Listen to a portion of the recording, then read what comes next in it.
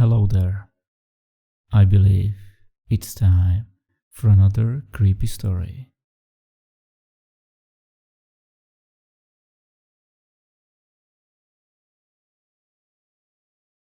Normal game. Okay, so I guess this is a good place to post this. I looked online and I couldn't find any specific communities that related to my current situation. I found a game. It's an emulator that I found when looking for less than legal version of older SNES games. I was scrolling down the pages of Google, searching, though most of what I could find ran terribly on my old laptop. That was until I found normalgames.com. I tried to search the URL, but it seems for some odd reason not to work. The only clear way of accessing the site is by finding the link on the original Google pages. Now, I'm no programmer, but I assume that this is in normal. Upon first opening the site, I was greeted with two things. A logo, which was just normalgames.com in pink, bold, Comic Sans, and the play button in the center of the black screen. I decided to click the play button after about 5 seconds of thinking it over. Luckily, I had a fairly good and up-to-date antivirus that would most likely have alerted me if anything strange was going on with the link. No such alert appeared, so I assumed it was safe to enter.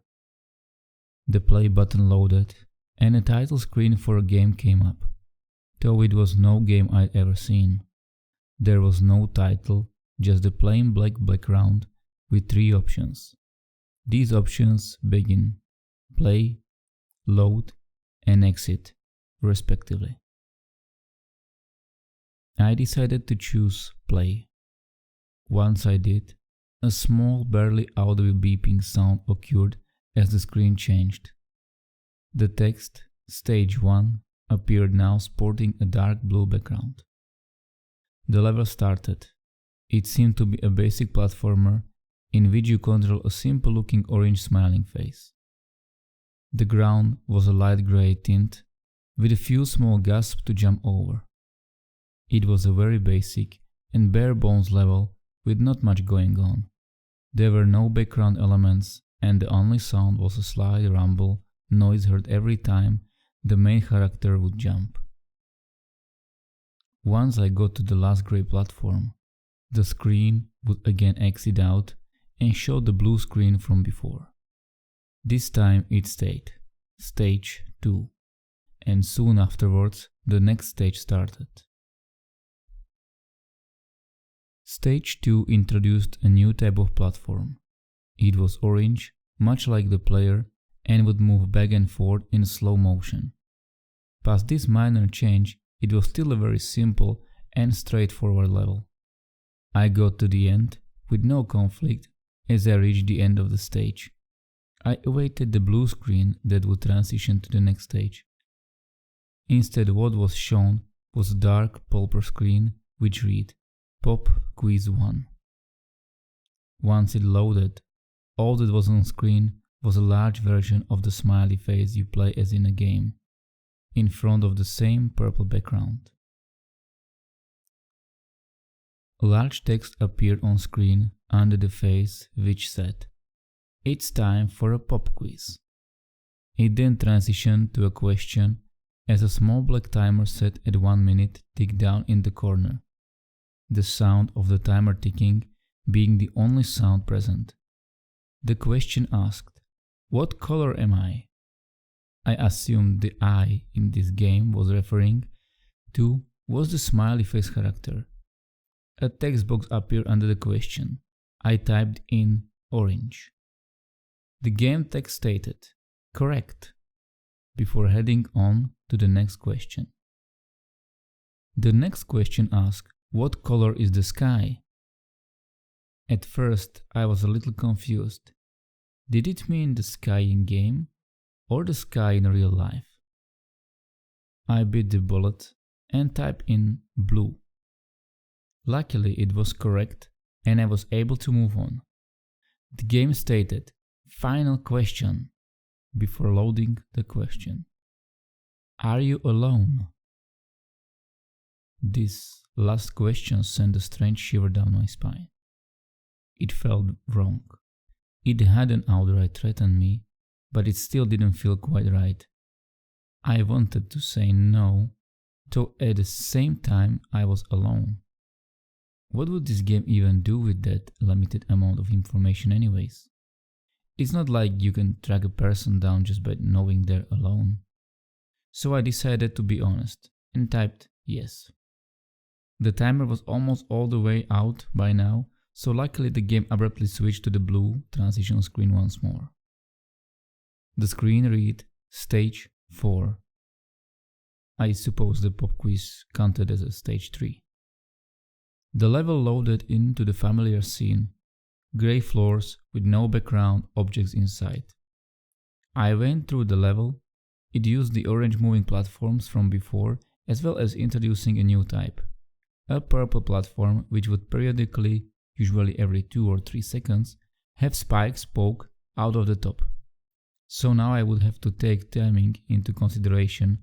Overall, the platforms only gave me a small bit of trouble. I got to the end and loaded into stage 5. This time, something was different. It was a subtle, but I could distinctly hear a faint droning noise in the background. A new platform was also added. This was the red platform. It was a faster variant of the orange platform from before. I almost fell a couple of times and almost got caught on a purple platform, but I got through with no deaths. What came next was as stated by the game. Pop Quiz 2. I was almost dreading this even if not consciously. As much as I didn't want to admit it, the way the last quiz ended left me feeling a bit unsettled, especially with it getting late soon. What appeared was the same as I had seen it before. The purple background with the orange smiley in the top center of the screen. This time there was no introduction. It simply sent me straight into the questions. The first question appeared and read: what was the color of the second platform introduced? This question was a bit longer, but I answered with purple. It did not confirm if it was correct or not, instead opting to go straight to the next question. What was the name of the fourth president of the United States? This question actually stumped me. Despite being American, I know next to nothing about our presidents. I looked it up on my phone and answered, James Madison. Hope it doesn't mind me cheating just a bit. It again went directly to the next question. What is your name? This was too far. I decided, though, since I have already put so much time into this game to see it through, I answered with a fake name, David. But just as I hit enter, all the text on the screen disappeared and the timer set to 0. The text, "Don't lie to me," appeared before I was booted back to the title screen. This didn't feel right, but to a point it was almost intriguing. I noted that the droning noises present in the 5th level were now playing on the title screen. I hit the load button as the game started with the transition screen, Stage 7. The level started. This time the droning noises had gotten louder, still not too loud though.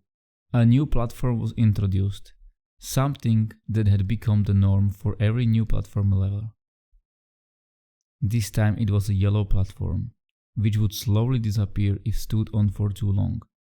The levels had been starting to ramp up in a difficulty. It still was nothing too bad, but I definitely had to take care and time my jumps correctly. I soon finished the level and went on the 8th level, which was labeled Final. The new platform this time was a pink platform, which would periodically shrink and grow in size. I definitely had some trouble with this platform. Timing was always something I've had a hard time with. I almost died many times while playing, but soon finished and surprisingly was met with another transition screen. The screen tinted that familiar dark purple of the quiz levels.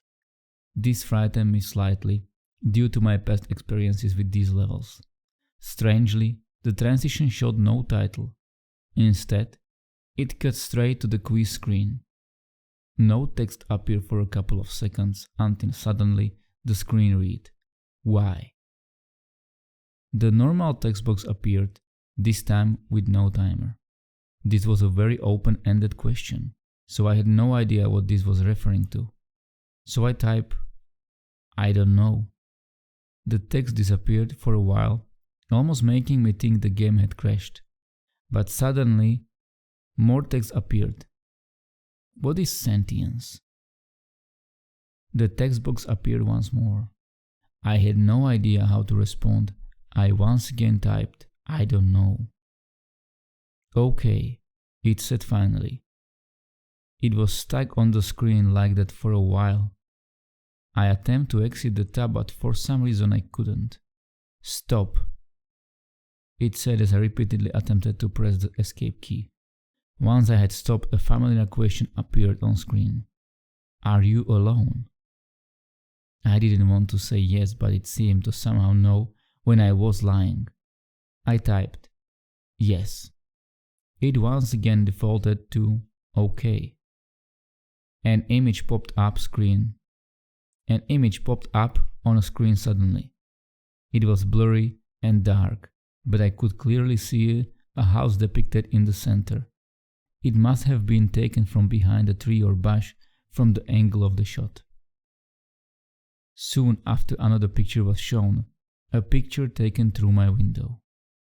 I could see the back of my own head, leaning down, staring into my computer screen. I quickly turned my body to the window, set directly behind me. The blinds had been left cracked open, which would give a clear view for anyone looking inside. I jumped out of my chair and got the closest thing that could be used as a weapon, that being a metal pole that had once been a curtain rod. I reached into my pocket to grab my phone in order to dial 911, praying in my head that I had locked my door. I got through to an operator and told them my situation, stating that there was a person I didn't know sneaking around my property. They said they would send somebody as fast as possible to remain calm and get something to defend myself with. I looked once more at the computer screen and another picture was displayed.